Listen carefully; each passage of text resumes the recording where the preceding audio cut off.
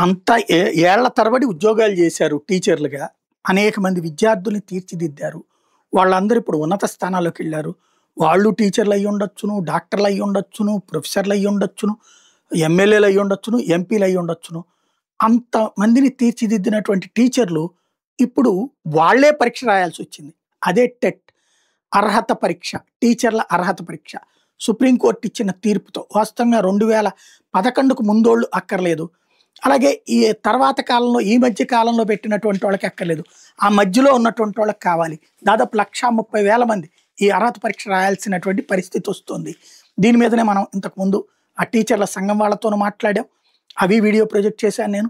ఇదేంటి ఈ దరిద్రం ఏంటి, సుప్రీంకోర్టులో ఛాలెంజ్ చేయాలి కదా అన్నటువంటిది ఇప్పుడు రాష్ట్ర ప్రభుత్వం ఛాలెంజ్ చేస్తుంది. మరొక వైపు టెట్ ఎగ్జామ్స్ నిర్వహిస్తుంది. దీంట్లో పార్టిసిపేట్ చేయొచ్చు అని చెప్పింది. 6,000 మంది టీచర్లు మాత్రమే దాంట్లో టెట్‌కి రాస్తానికి ముందుకొచ్చారు. మిగతా వాళ్ళు రాయట్లేదు. వాళ్ళకి ఇంకా అయోమయంలో ఉంది. సుప్రీంకోర్టు తొందరగా తీర్పిస్తే ప్రాబ్లం లేదు. ఏది ఫైనల్‌గా వీళ్ళు అడుగుతున్న క్లారిటీ ఇప్పటికి ఆల్రెడీ డ్యూటీలు ఏళ్ల తరబడి చేసేసాక ఇంకొక 5 ఏళ్లలోనో 10 ఏళ్లలో రిటైర్ అయ్యే ముందు పరీక్షలేంటి అన్నటువంటి పాయింట్. దాన్ని మరి సుప్రీంకోర్టు త్వరగా తీర్పిచ్చేలాగా ఒత్తిడి చేయాల్సిన బాధ్యత కేంద్ర ప్రభుత్వం, రాష్ట్ర ప్రభుత్వాల మీద ఉంది.